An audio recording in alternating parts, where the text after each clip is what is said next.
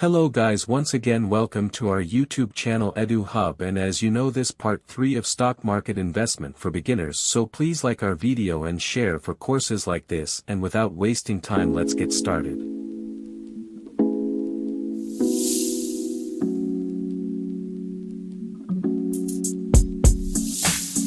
Stock market investment for beginners part 3. So now we shall talk about the market players, that is the stock market players, and the stock price volatility. You see, after having understood what is a share, what is the profit of a company, what is dividend, what is primary market and what is secondary market, I am sure two questions will come to your mind. Number one, why should the shares be traded continuously on the stock exchange? You see, if you are an owner of a business, then would you sell your business if somebody is offering a slightly higher price and then repurchase it when it is available at a low price and again sell it off when somebody is offering little higher price? Would you do that with your business? I'm sure you will not. But then when you purchase the shares of a company, you are actually becoming a very small part owner in that company. So why would you do that with the shares? If you are not doing it with your business, then why would you do that with your small stake in that business? And number two, why should the share price fluctuate at all from moment to moment and day to day? See, the companies prepare their financial statements, their profit and loss statements, once in a year or maybe once in a quarter, tentatively. The valuation or the worth of the company does not change from minute to minute. Then why should the price of the share change from moment to moment? Now, both these questions are interlinked. But to understand this, we first need to understand as to what is the market price, or rather what is the spirit behind the market price of a share. And to understand the market price or the market value, we first need to understand what is the face value and the book value. Alright, so understanding things from the basic, I have already explained actually what is the face value and what is the market value and all those things in one of my other courses, which is titled Understanding Financial Statements. But notwithstanding that, let me explain to you very briefly the same thing here again. Alright. So the face value, when we talk of the face value of a share, it is actually the initial price of the equity share representing the equity capital of the owners or the shareholders. Alright, we remember when we talked about that Pipe and Garments Limited, initially the promoters pooled in 10 million and divided it into 1 million shares, each constituting a face value of $10, isn't it? So the face value actually is the equity capital divided by the number of equity shares. And we know when we talked about that FFGL, there were $10 million pooled in by the promoters. Each of the 5 promoters pooled in a different amount.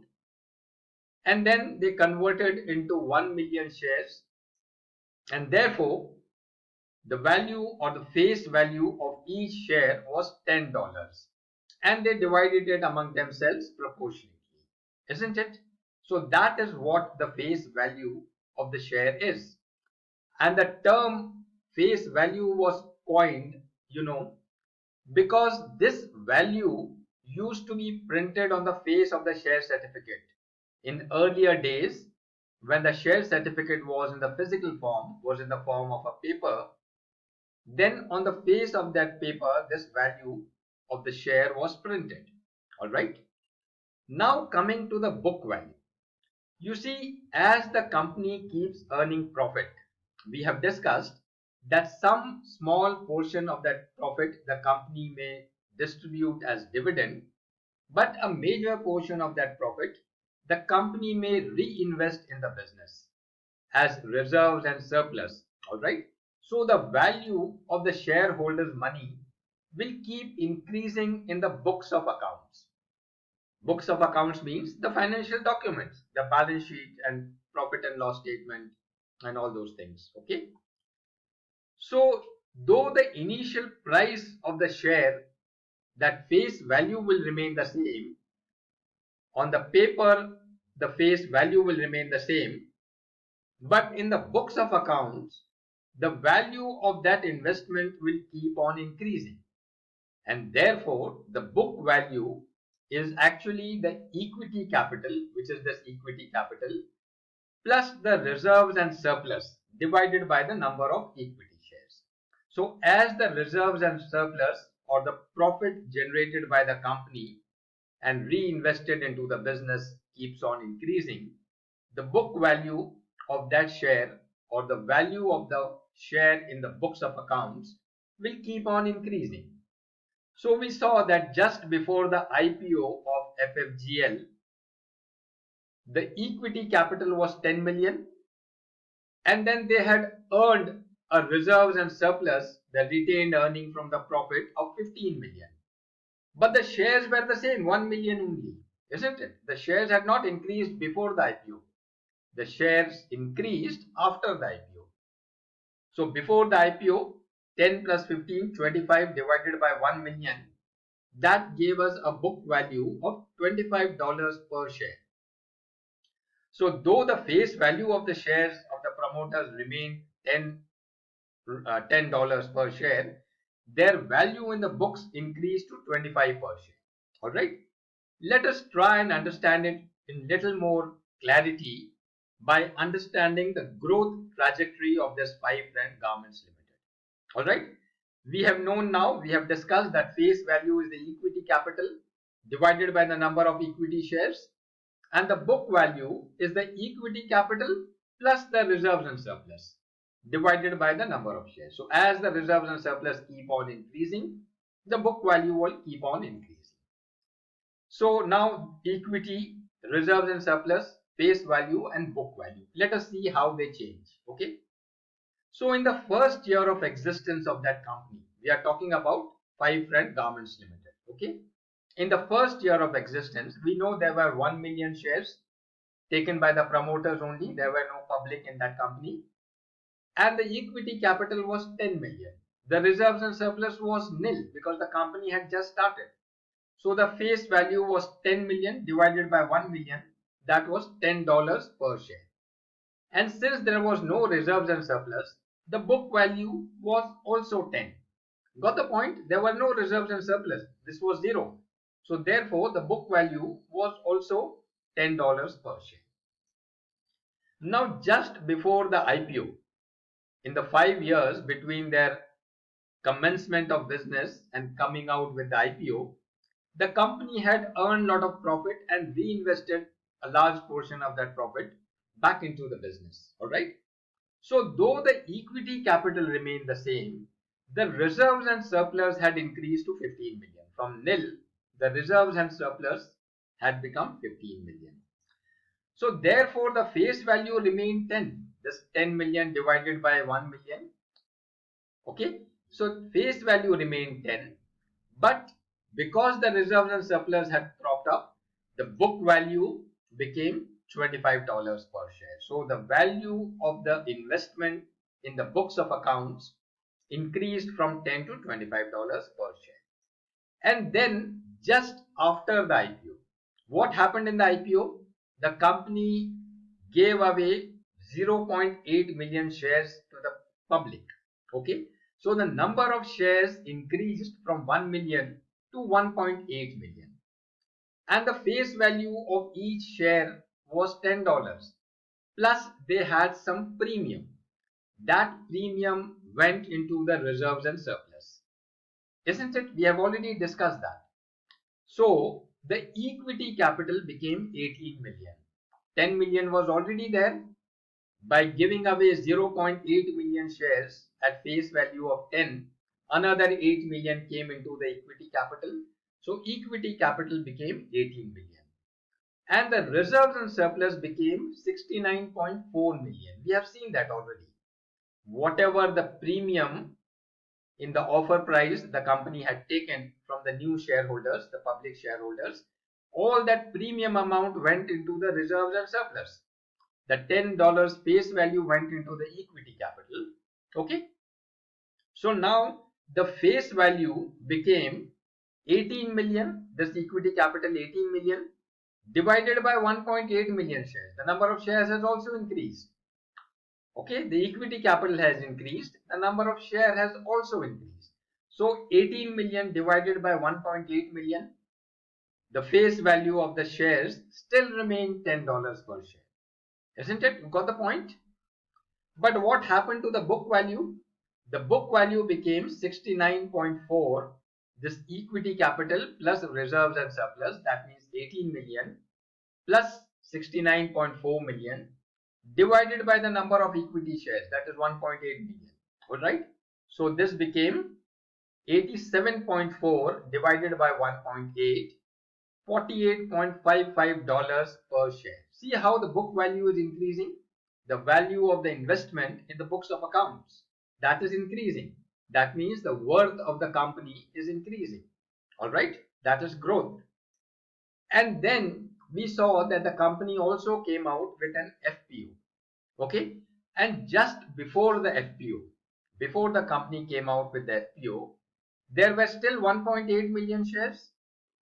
During the FPO, the company would offer more shares and then the shares will increase after the FPO. But just before the FPO, it was 1.8 million shares only. And the equity capital was the same, 18 million. Alright. But we had seen that during the 5 years between the IPO and the FPO, the company earned huge profit and a large portion of that was reinvested as reserves and surplus. So the reserves and surplus increased to 150 million. Isn't it? Just recollect, we have already seen that in the previous lessons. Okay, so now the face value still remains $10 per share because this 18 million divided by 1.8 million, it remains as $10 per share only, the face value. But what happens to the book value? The book value became $93.33 per share. You see, this 150 plus 18, that is 168 equity capital plus reserves and surplus divided by 1.8 million. So that becomes $93.33 per share. See how the company has grown. The book value has kept on increasing. The face value remains the same. The face value will not change unless the company splits the shares. What is splitting of the shares? That we will see subsequently during the course. Alright. So the face value remains the same, but the book value keeps changing. We have seen that as the reserves and surplus keep building, the book value keeps increasing. So the book value actually indicates how much is the worth of the owner's money in the books of the company or in the books of accounts. That is the equity capital plus the reserves and surplus. Alright. So now just think over. Should the share price not be the same as the book value?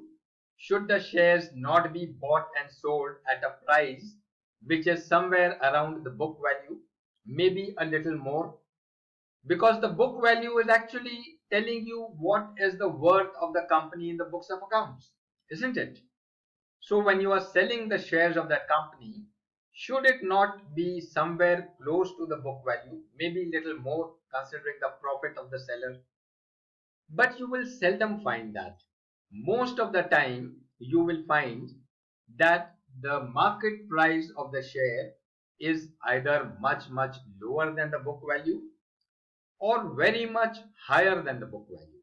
Very seldom you will find that the share price or the market price of the share is close to the book value. Alright. Why is that? The answer to this question we will see in the next lesson. So it is a continuous learning process. In this lesson, we have seen what is the face value, what is the book value, why does the face value remain constant, why does the book value change, and what is the market price. Now, why does the market price change? Why does it fluctuate? Why is it not close to the book value?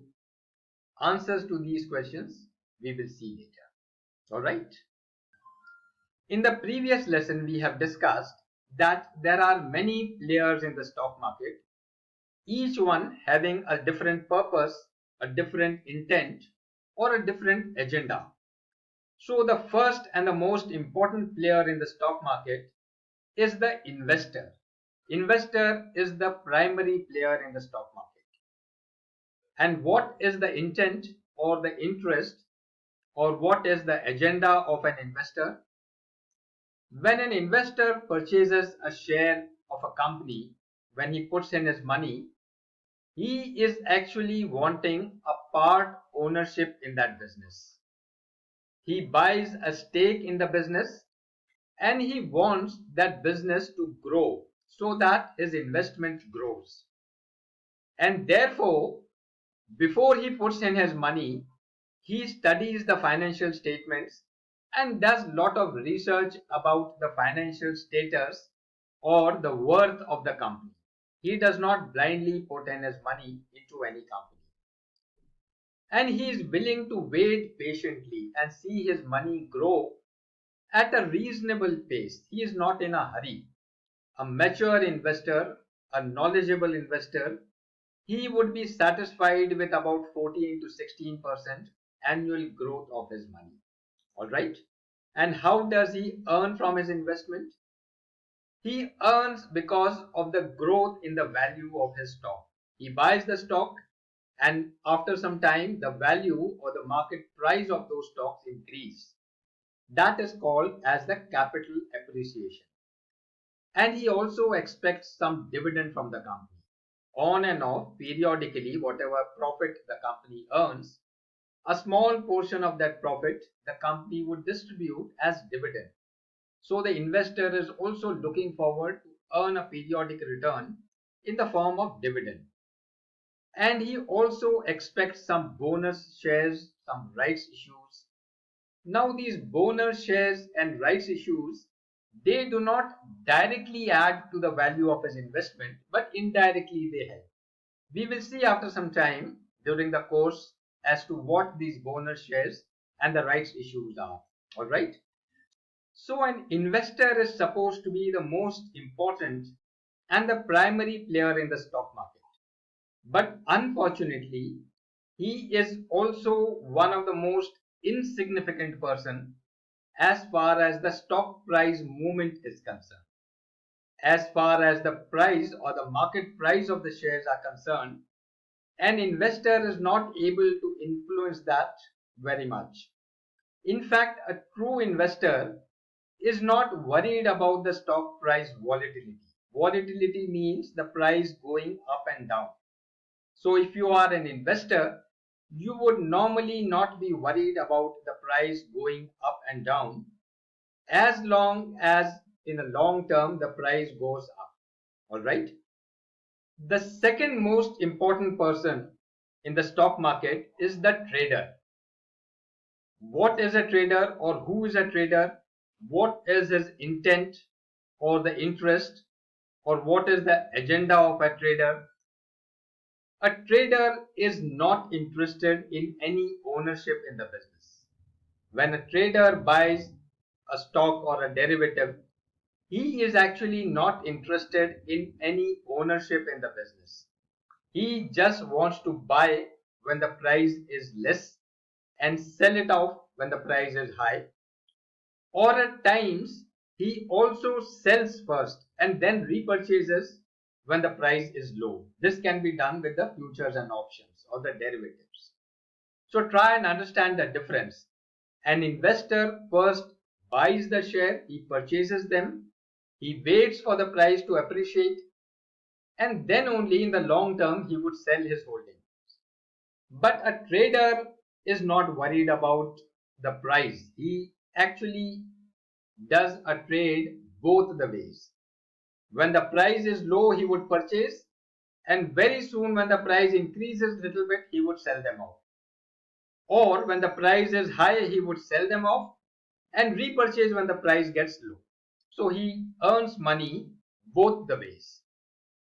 He is actually not concerned with the growth of the company, whether the company is growing or not growing, what are the sound fundamentals of the company. He's not bothered about that. He is just bothered about the price movement. All right. And he is not willing to wait for long. He wants to frequently buy and sell, capitalize on the price movement rather than the true value of the shares. And he therefore is not interested in the financial statements because he is not interested in any ownership or a stake in the business. He is not worried about the financial statements, whether the company is financially sound or not good. He is not worried about that. He relies on the technical indicators, technical analysis, candlestick charts and patterns, or some buy and sell signals. These technical analyses are basically conveying a situation of demand and supply. They do not convey the true value of the shares. They just indicate whether the price is likely to move up in the short term or come down. And therefore, a trader would rely on these things rather than the financial statement. And how does a trader earn from his trading? As I have told you now, that he earns by buying and selling or selling and repurchasing with minimum amount and in the minimum shortest possible time. He does not want to put in a lot of money. He puts a small amount of money and he uses financial leverage, borrowed money. What is financial leverage? That I have explained in one of my other courses, that is about the fundamentals and concepts of finance and investment. You must understand what is financial leverage, but just for a small clarity here, financial leverage is nothing but using borrowed money and taking a higher risk. And that is normally done when you trade in futures and options or the derivatives. So a trader earns money by taking financial leverage and buying and selling at a high frequency. He is not concerned with the dividend, bonus, rights issue and such things unless these things affect the price or these things cause a price movement. And therefore, a trader's interest and the method of playing in the stock market is entirely different from that of an investor. Both of them are having different intentions. Their method of playing is also different. While an investor wants the price to steadily go up, a trader wants the price to fluctuate. He wants the price to move up and down. If the price does not move up and down, then the trader will be out of business. All right. And when we talk of a trader, then a trader is normally broadly of two types: a person trading in stocks or trading in derivatives, that is the futures and options. Some people trade in both. Normally, the stock traders are small time players.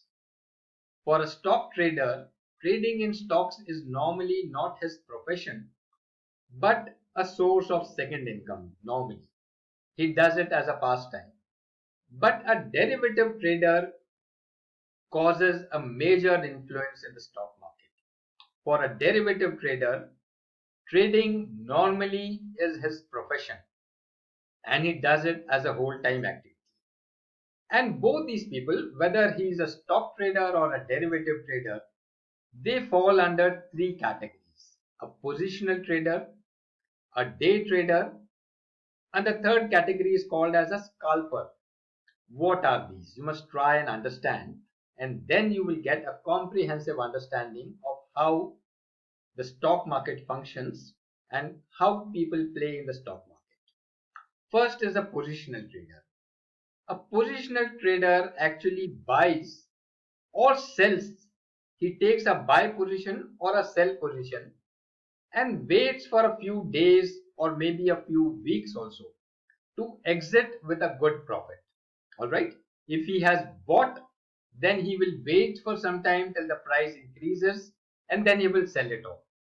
Or if he has sold first, then he will wait for the price to come down and then he would repurchase. And how does he manage his risk? He manages his risk with a combination of futures and options with the help of derivatives. And he does not have to constantly monitor his position. He takes a position and then he relaxes. He can monitor on and off in between, but he does not have to sit in front of the monitor the whole day. Alright, so he takes position with a balanced view. He manages his risk properly, a positional trader. Alright, but a day trader is in a hurry. He takes a position during the day and he wants to exit or square off during the same day. He does not want to keep his position overnight for the next day. What he does is, if he has purchased in the morning, then by afternoon he would want to sell it off even at a low profit. Or if he has purchased if he has sold in the morning, then he would want to repurchase by afternoon and get out of the trade. He does not want to keep his position till the next day because he is not sure of what will happen in the opening trade in the next day morning. And how does he manage his risk? He manages his risk with stop loss trigger price. He puts a stop loss to his trade so that if the price movement goes against his perception, then he automatically exits the trade with a loss, with a small loss. So this person, a day trader, is happy with a small profit or a small loss. What is this stop loss? Again, in our other courses where we have discussed about the futures and options, we have discussed about this in detail. Alright, but this is nothing but a technique of limiting your losses. Got the point? And as I have told you, this person, the day trader, has to constantly monitor his position. He does not have to sit in front of the monitor constantly if he have put a stop loss. But still he has to spend most of his time in front of the monitor or the screen when he's trading. And the third category is the scalper. You know what is scalping? Scalping means taking out a small layer from the top. Like this person, he is scalping the butter with a knife. Alright, taking out a thin layer very quickly. So what a scalper does is, he takes a trade for a few seconds or a few minutes or at the most for a few hours, maybe a couple of hours. He does not even wait till the afternoon or the evening. He takes a trade, if he has bought it, he will sell it off immediately in a few seconds or a few minutes if the price increases marginally. Or if he has sold, then he would repurchase in a few minutes as the price comes down. Alright, and if he is incurring a loss, then with a small loss he will exit. He will do this several times in a day. Many times in a day he will do that, and he remains satisfied with very small amount of profit. For example, if the positional trader is expecting a couple of $100 as profit, a day trader would expect a few dollars as profit. But a scalper would be satisfied with a few cents. He doesn't, bother about big profits. During the day, many times he will get in and get out of the trade, keep earning a few cents, so that in each trade, if he earns a few cents, then by the evening he would have a few dollars in his profit or in his pocket. Alright? And how does he manage the risk? He manages the risk by exiting with a small loss. And this person cannot move away from the screen or the monitor when he is trading. Constantly he has to keep looking at the screen so that the moment price goes in his favor, he would exit the trade. If he takes a nap for a short time and if the price goes adverse, then he will be in a big loss. And therefore, he has to be in front of the screen constantly. So now we have discussed about the investor and the trader. In the next lesson, we shall talk about someone called as an arbitrator and also about a hedger, or what is hedging. Alright. So in the previous lesson, we have talked about two important players in the stock market, that is the investor and the trader, both of them having a different agenda. The investor wants the price to move only in one direction, that is the upward direction, whereas the trader wants the price to keep moving up and down. Alright. Now we shall have a look at the third important player, who is called an arbitrator. Now, who is an arbitrator? What does he want from the stock market? What does he do? What is his intent or agenda? We will see all this. But before that, if you have a look at the meaning of the word arbitrator in a dictionary, then the arbitrator is a person who resolves disputes out of court. If there is a dispute between two people, then an arbitrator mediates and resolves that dispute out of the court, and he does it very quickly, satisfying both the parties. But what does he do in a stock market? A stock market arbitrator does something similar and for his own benefit. But what could be the dispute or the differences in the stock market? There are no enmities, there are no war, there is no fight. But yes, at times there are differences. And what could be those differences? One difference could be that the price of the same share, any share you consider X, Y, Z, the same share may be trading on two different exchanges at the same moment, but at a different price. Alright? Or there could be an abnormal difference between the price of a share on the exchange and the derivative of the same share on the same exchange. For example, let us say that a stock X, any stock, say consider Tesla or Tata Motors, anything you may consider, it is trading on Nasdaq at $50 per share. Alright? And the same share is trading on Dow Jones at the same moment at $55 per share. At the same instant, the same time. Normally it does not happen, but at times it does happen. And an arbitrator is on the lookout for such opportunities. Alright? Or you can say that a stock is trading on the Nasdaq at $50 per share, and the derivative or the futures of the same stock on the same stock exchange is trading at $57 per share. Now, if the difference is small, then it doesn't matter. For example, here, if it is from 50 and on the other exchange it is 50.5 or 50.4 or 50.6, it won't matter much. But when the difference is more, then somebody would like to take an advantage of that, and that is the job of the arbitrator. Similarly here, a futures or a derivative of a stock normally would be costing slightly higher because of various reasons, like the cost of carrying and interest and other things, but not this much of dispute. If the stock is trading at $50 per share and the derivative or the future is trading at 51 or 51.5, it is understandable, but this difference is quite wide. Alright, so therefore there is a dispute or a difference. Now what does an arbitrator do? An arbitrator would simultaneously buy one and sell the other, thus making a risk-free profit, though that profit is very small. Alright.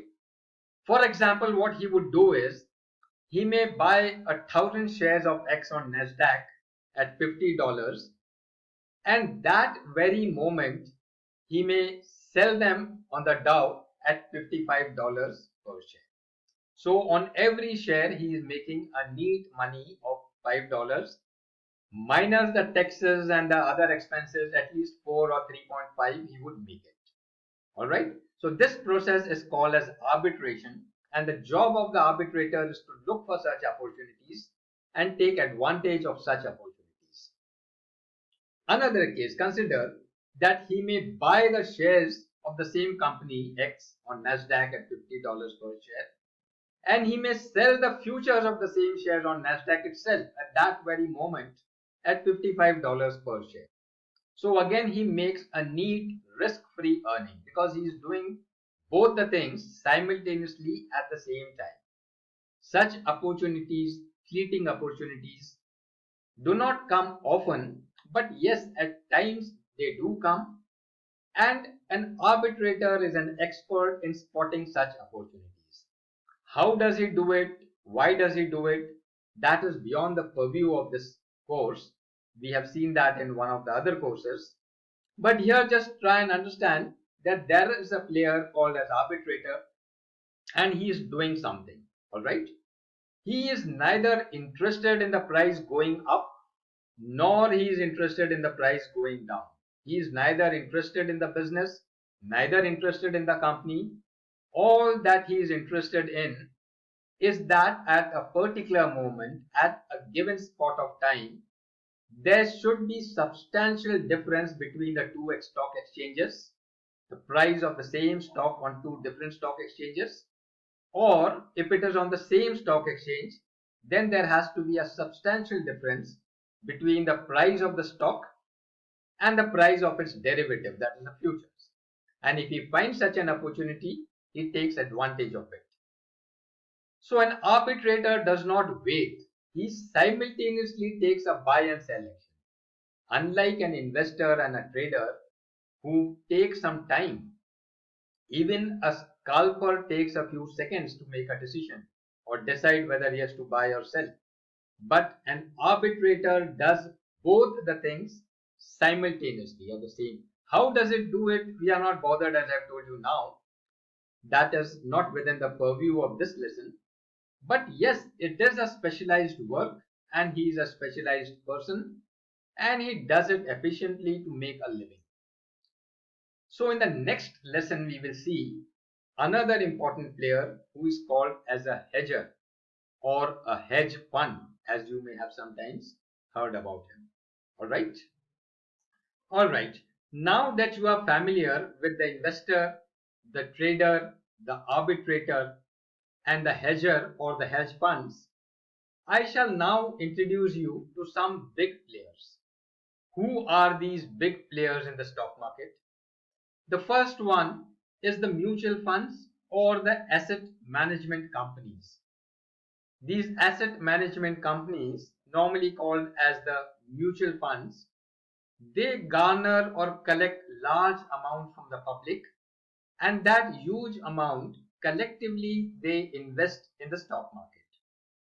Then there are certain things called as the financial institutions like the banks or the non-banking financial companies or some fund houses or some pension funds and things like that. Then there are certain things called as the foreign institutional investors or the FIIs and the domestic institutional investors or called as the DIIs. Now what are these? These are primarily the institutional investors. But if they are from a foreign land, then they are called as FII. If they are from your own country, then they are called as the DIIs. Alright. For example, if you are in the United States, then any financial institution which is from a land other than the United States, that institution will be called as the foreign institutional investor. Alright. For example, if you are in India, then all institutional investors from India are called as the DIIs, and if some institutional investor happens to come from say United States or Singapore or Indonesia or any other country, then that institutional investor will be called as foreign institutional investors. Alright. Then there is something called as high net worth individuals or HNIs. Now normally people like you and me would invest in small amounts or maybe large amounts which in our opinion may be large. But there are some exceptionally large amounts which are invested by high net worth individuals. These people, they are not firms, they are not companies, they are not institutional investors, they are individuals, persons who invest in huge quantity or huge amount. They are called as high net worth individuals. Alright.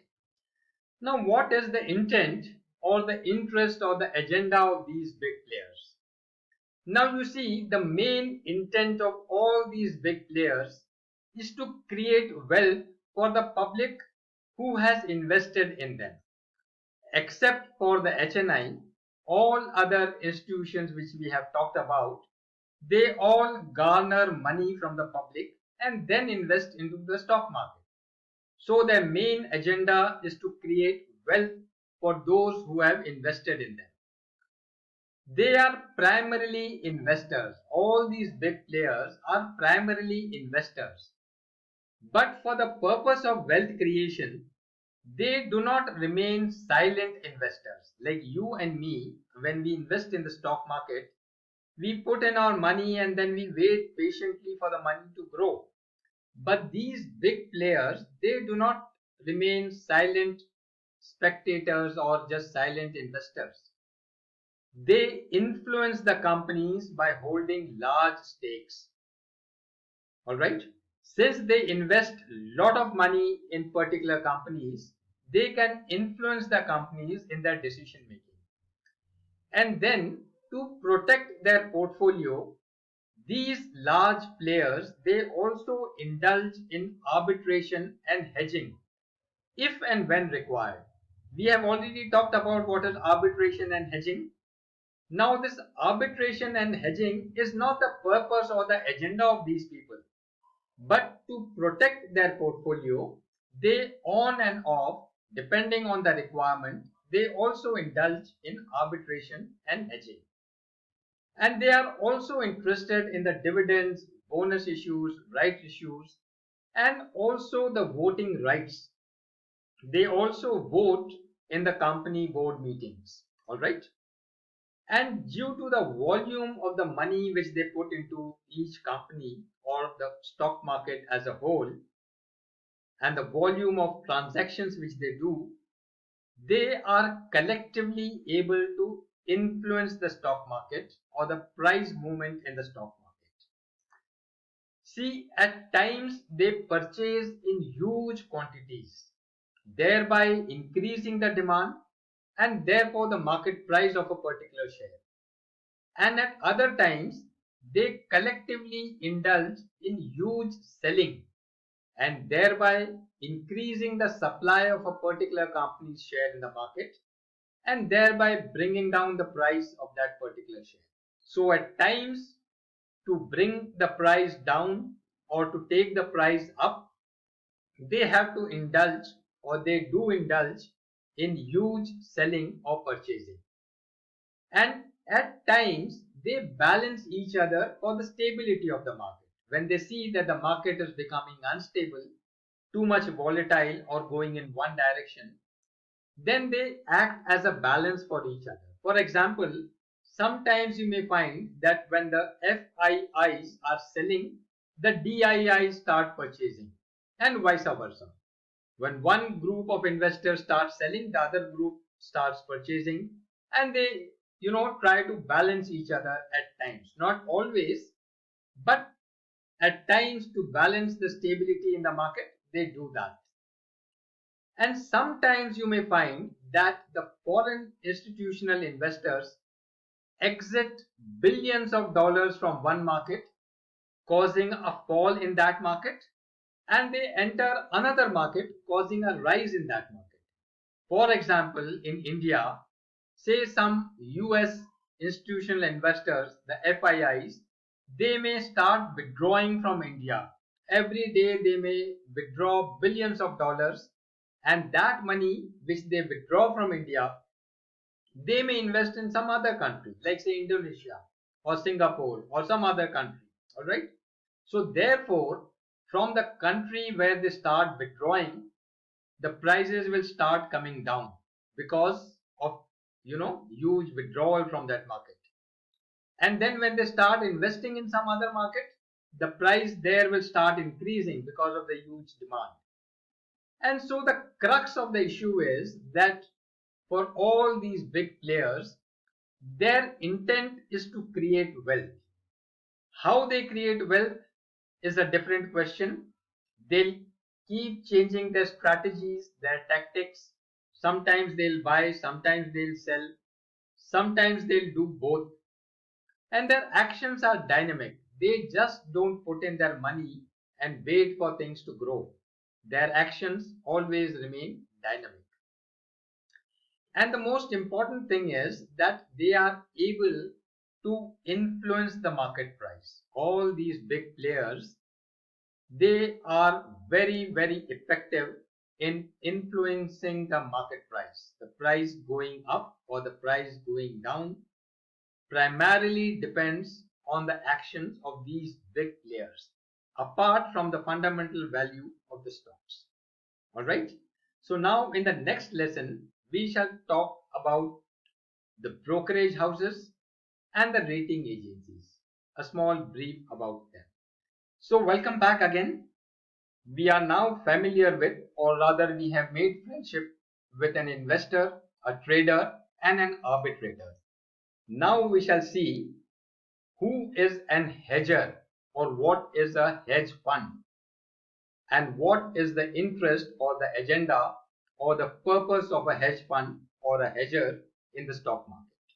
All right. But before we actually know or try to understand what is a hedge fund or what does the hedge fund do, we must try to understand what is hedging. Now this hedging I have very explicitly explained in my other two courses, that is about the futures and the options. If I try to explain hedging once again here, then it will be not only a repetition, but we will be digressing from the topic. But nevertheless, I will briefly explain to you what hedging actually means. In simple words, in few sentences, I'll explain that here. All right. So in simple words, if you see, just consider that you are a high net worth investor or a big fund house where you have shares of various companies worth about $500,000. All right. So primarily you are an investor having shares of various companies worth about more than $500,000. All right. And now with your knowledge, with your understanding, with your analysis, you can foresee that in the near term, in the very short term, in the next 15 days or 1 month, the price of these shares is going to come down, but temporarily. For a short period, the price may come down and then the price may go up again. All right. So the value of your portfolio, which is today $500,000, may come down to $470,000, maybe $480,000. All right. And so you want to protect the value of your portfolio or your losses. All right. Or rather, if not losses, then some reduction in your profit. Reduction in your profit is also considered as a loss. All right. So once you know with your knowledge that the value of this portfolio is going to come down, you want to protect it. All right. So what can you do? You can either sell the entire portfolio and wait for the price to come down and then repurchase that portfolio. That is one thing you can do. Or you can do something else to get profit from some other thing if the portfolio value goes down. See, this if is in the inverted commas. All right. if the value of the portfolio goes down, then you have to do something else from where you can earn. The portfolio goes down, but somewhere else you would earn. So one of these two things you will have to do. Now, selling off the entire portfolio and repurchasing when the price comes down, this is not desirable, neither desirable nor practical. It will involve a lot of hassles, paperwork, paying of taxes, brokerages, all unwanted expenditure. And this is not a thing which a wise investor or a huge fund house would do. All right. So what is the next thing? Doing something else. And what is that something else? That fund house or the huge investor may sell some futures, or they may sell some call options, or they may buy some put options. All right. These are all derivative trades. When you study about the derivatives, the futures and options, you will understand all this. But at the moment, this is not within the purview of this course.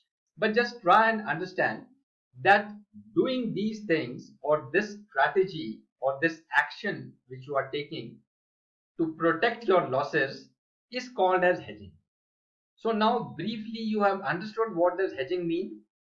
Hedging means to protect your portfolio or to protect your portfolio from a losses or erosion in the profit by taking certain actions. All right. So this is called as hedging. Now consider that you are a high net worth investor or you are a huge fund house. All right. Now when you are hedged or when the fund house is hedged means they have taken some actions of buying or selling the futures and options, some derivative actions they have taken to protect their portfolio. So when they are hedged, what will happen?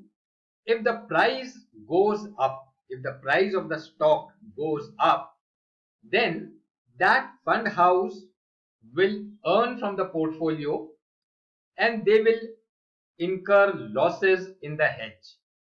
And if the price goes down, if the price of the shares go down, then in that case you will earn from the hedge and you will incur losses in the portfolio. So this is the purpose of the hedge, that if the price goes down, if the price of the shares go down, then the investor must earn something from the hedge, and that is the time he would be losing from the portfolio. All right. So just try and understand, in either of the cases, whether the price is going up or the price is going down, or the price is not moving. If the price is not moving, he remains neutral. But when he is neutral, he is sustaining some transaction charges and taxes. So this is not a desirable position. But when the price is going up or down, in both the cases, he is neutral. In one case, he is earning from the portfolio and the equal amount he is losing in the hedge. In the other case, he is earning from the hedge, but an equal amount he is losing in the portfolio. So why is he wasting his time? If he is neutral in all the cases, then what is the purpose of the hedge? Why is he wasting his time in creating a hedge? The answer to this we will understand when we understand that the hedge expires with time. The hedge has got, the futures and options have got an expiry date. After a particular date, they will expire. But the portfolio will remain with the investor. All right. The investor has taken a decision not to sell the portfolio. And because he does not want to sell the portfolio, he has created a hedge. And that hedge has got a life, an expiry life. The hedge will expire, but the portfolio will remain with the investor. Don't worry if you have not understood. You will understand it as we proceed. All right. Now consider a situation when the HNI investor or the fund house is not hedged, because as I've told you, the hedge has got an expiry date. There will be times when the fund house is hedged. There will be times when they are not hedged. All right. So when they are not hedged, what happens? If the price goes up, if the price of the shares goes up, the value of their portfolio will also go up. Say the portfolio was $500,000. If the price of the shares go up from 500,000, it may become $550,000 or $600,000. All right. And if the price comes down, then the value of the portfolio will come down. If the price of the shares come down, then the portfolio will become $450,000 or less than that. And since they do not have a hedge, there is nothing there to compensate. When they were hedged, the hedge was compensating for that loss or the gain. It was keeping it neutral. But here in this case, it is either a profit or a loss. All right. And if the price does not move, then the portfolio remains static. Okay. So now try and understand the purpose of a hedger or a hedge fund. Very important. All right. So the HNI or the fund house will create a hedge when he feels that the price will fall, when he is perceiving through his knowledge that the price is going to fall. That is the time when he will create a hedge, so that if the price comes down here, he will earn from the hedge. Look at this here. He will earn from the hedge and he will lose from the portfolio. He doesn't mind losing in the portfolio as long as he is earning in the hedge, because the hedge will be there for some time. The portfolio will remain with him always. So as long as the hedge is there, he would try to earn from the falling price. And then when he sees that the price is going to rise, he does not need the hedge. He will remove the hedge and try to earn from the price going up. That is the value of the portfolio. So in short, ultimately what does the hedger or the hedge fund want? Just think over it. We have seen that the investor wants the price to go up. The trader wants the price to keep going up and down. The arbitrator is not bothered at all.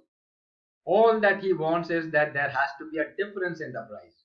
Whether it is going up or down, he is not bothered. And what about the hedger or the hedge fund? See, the hedge fund wants the price to fall when he is hedged. Alright, so when he is hedged, he wants to earn from the hedge and therefore he wants the price to go down.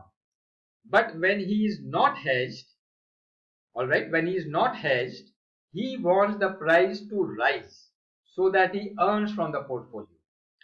At this time, if the price goes down, then he would be losing in the portfolio. So he wants to make the best of both the worlds. All right. When the price is going down, he wants to hedge and get a benefit or a profit. And when the price is going up, he wants to remove the hedge and earn from the portfolio.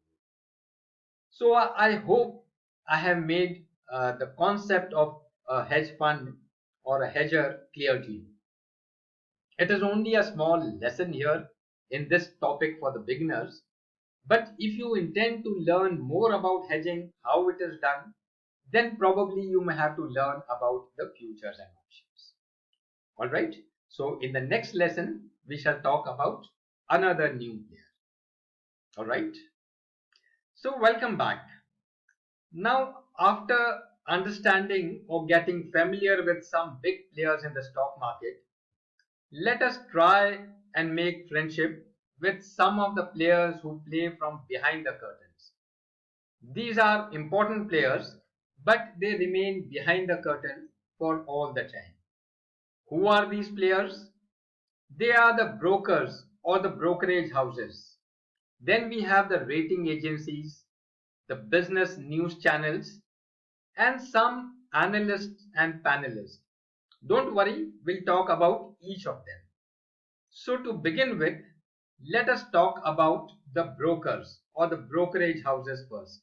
Alright, we have seen earlier, we have discussed adequately that buyers and sellers cannot interact with the stock exchange directly.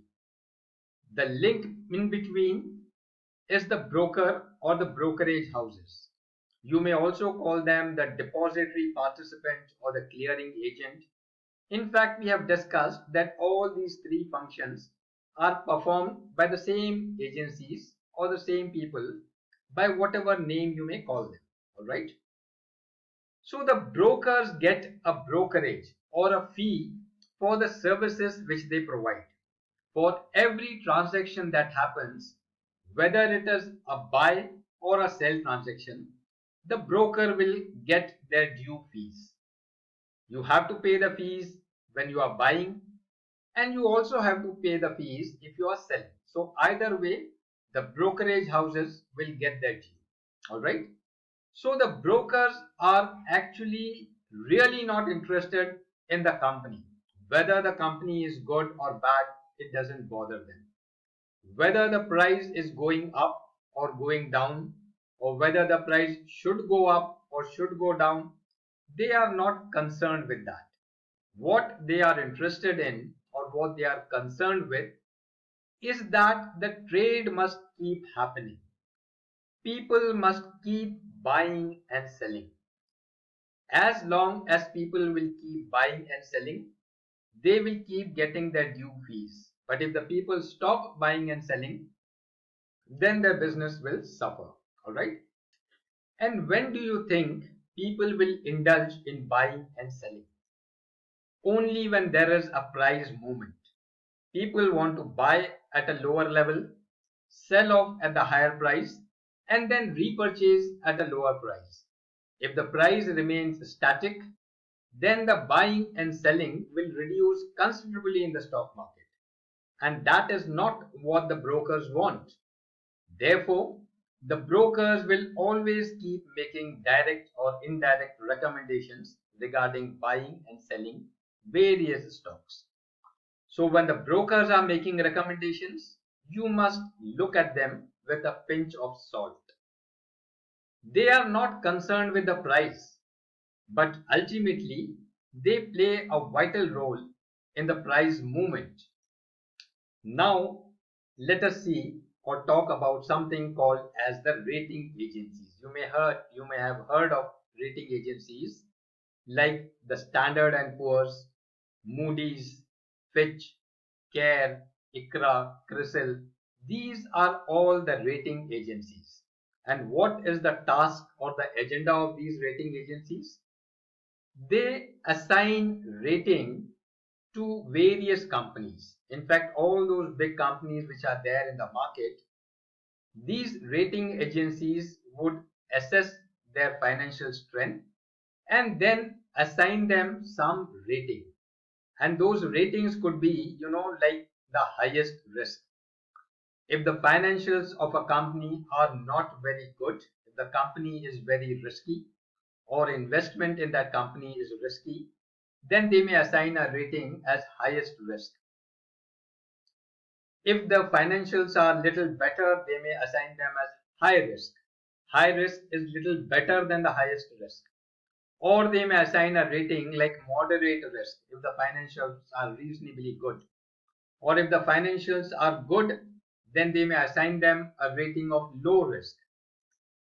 But if the financials are very bad, if the company is performing very, in a very unhealthy manner or incurring losses, then they may assign them a junk rating. That investment in this company is like putting your money in junk.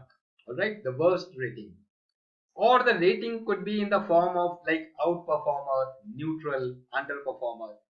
So these are the various words which are used by the rating agencies to assign some rating or some rank to the companies. Alright. Different rating agencies may assign a different rating to the same company. It is a matter of analysis. Say for example, Standard and Poor may look at one company, look at things which are good in their perspective and assign them a good rating. Whereas another rating agencies like Moody may not be convinced with those things. They may look at certain other things which are harmful for the company and they may assign a lower rating. So it is not necessary that all the rating companies will assign the same rating to the companies.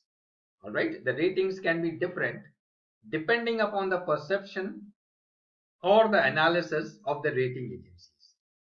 So what happens when the rating agencies change the rating of a company. Let us have a look at that.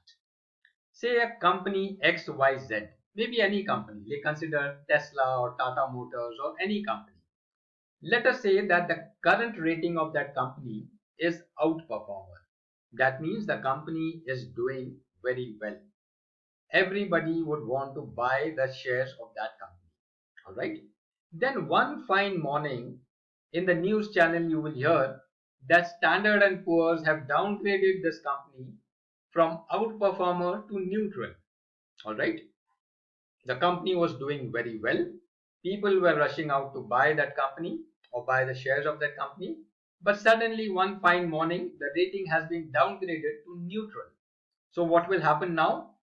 Now people will rush to sell off the shares. Earlier they were thinking that the company will outperform. Now somebody has told them that the company is not doing good. It will be neutral. So the share prices will start falling because everybody wants to sell. So the price will start falling. Or consider another case, another company. Alright. Say the company ABC, the current rating is neutral.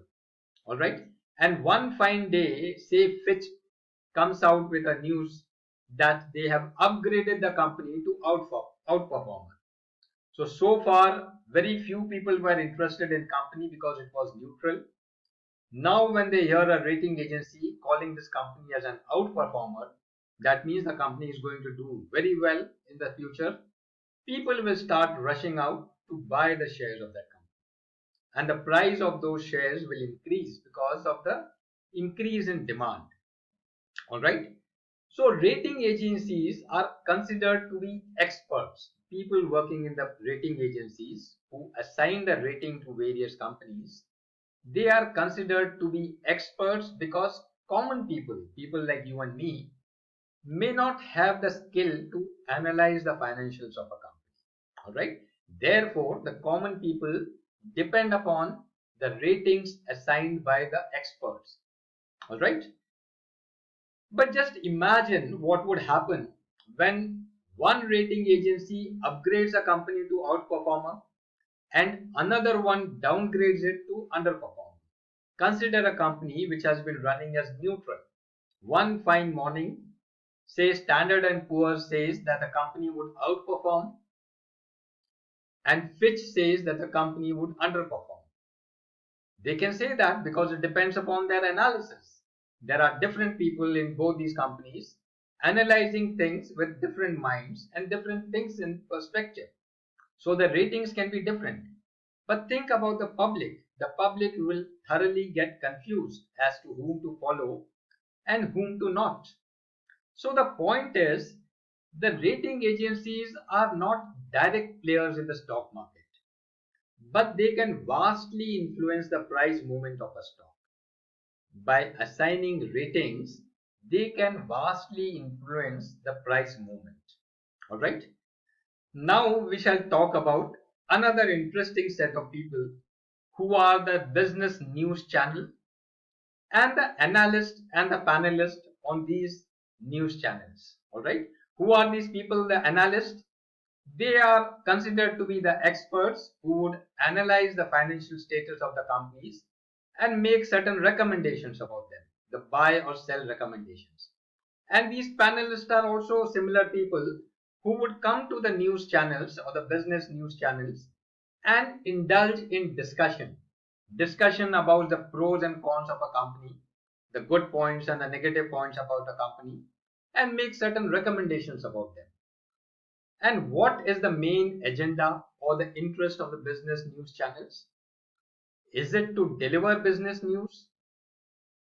Yes, of course, delivering business news is their purpose or their task or their bread and butter or their job, I would say.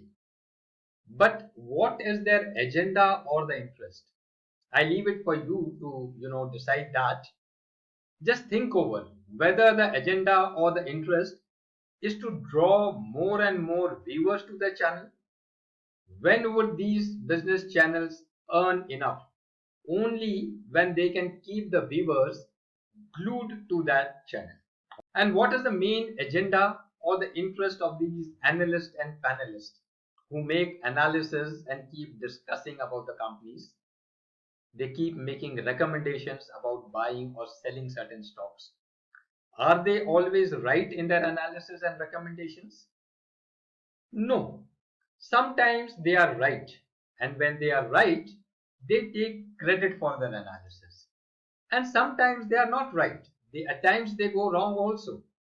And then they would assign reasons for the analysis going wrong. And that is how the discussion will continue and the interest in the channel is maintained. Alright. So the question or the point is, when or why would you want to listen to a particular business channel or listen to the recommendations or the discussions of the analyst or panelist on a particular business channel? When would you want to do that? You would do that only if that particular channel and the people on that channel are creating adequate interest and thrill in you. If you are getting bored, then you would not look at them. But if you are getting thrilled, if they can develop interest, then you would look at them, isn't it? And they are able to successfully create adequate hope so that you buy in the stock market. At times, they would create hope in you by giving certain good recommendations to buy a stock, and you would be inclined to buy those stocks. And at times, they would create adequate despair. They would talk about things very gloomy.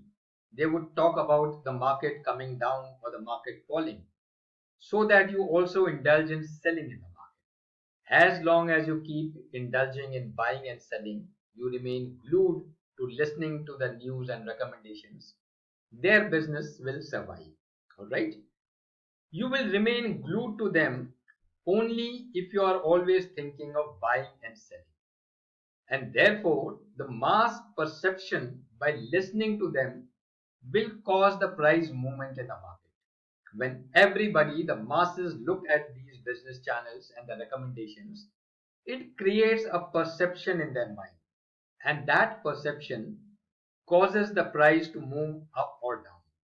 So ultimately, though these players are not directly involved in the game, we talked about these players, the business channels, the analysts, the panelists, the brokers, you see the rating agencies, all these people, they are not directly involved in the game, but they play a vital role in causing the price movement in both directions, up as well as down.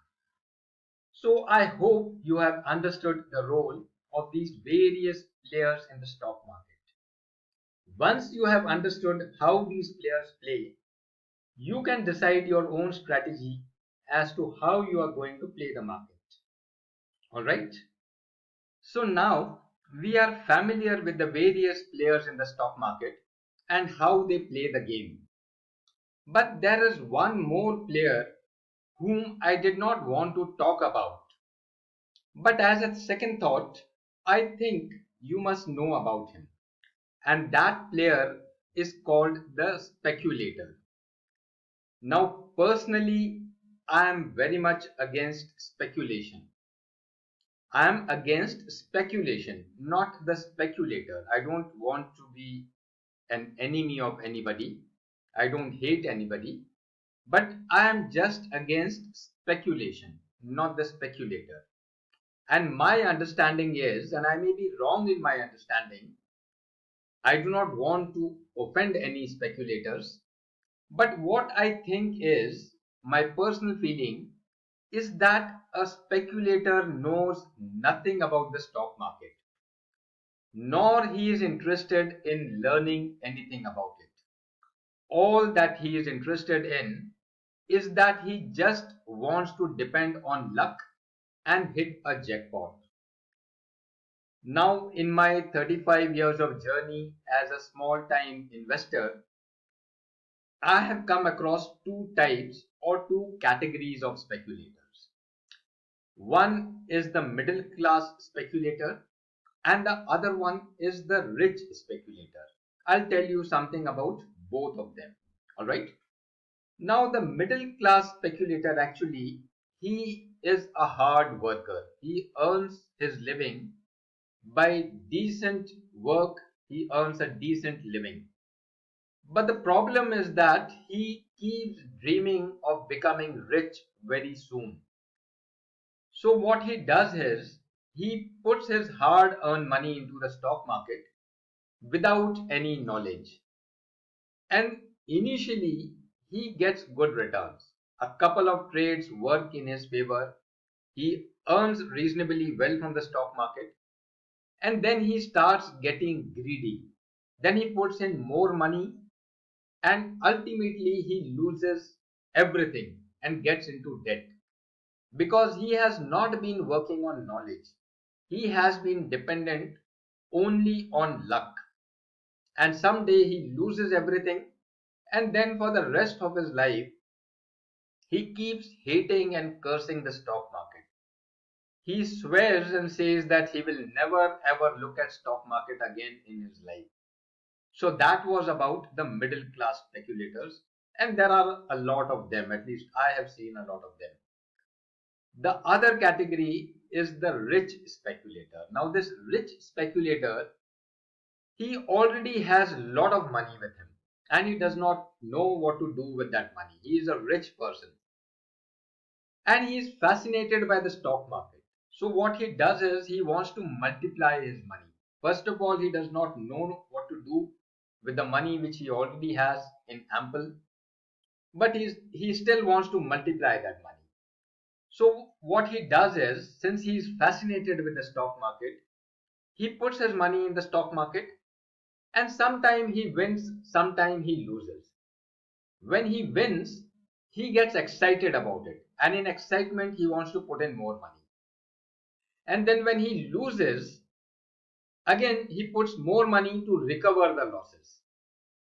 You see, the winning gives him a kick and intoxication, like a shot of alcohol or some other intoxication.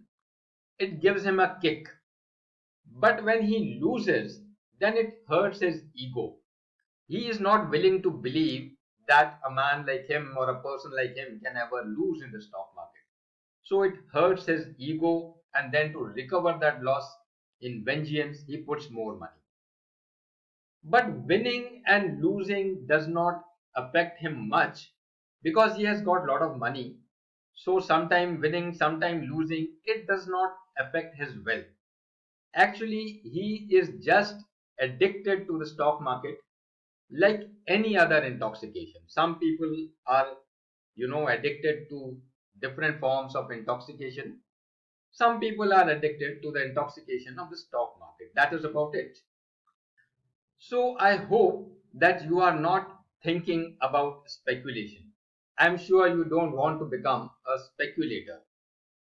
But if you are really thinking of becoming a speculator, or if you want to speculate in the stock market, then let me caution you that this course will be of no use to you.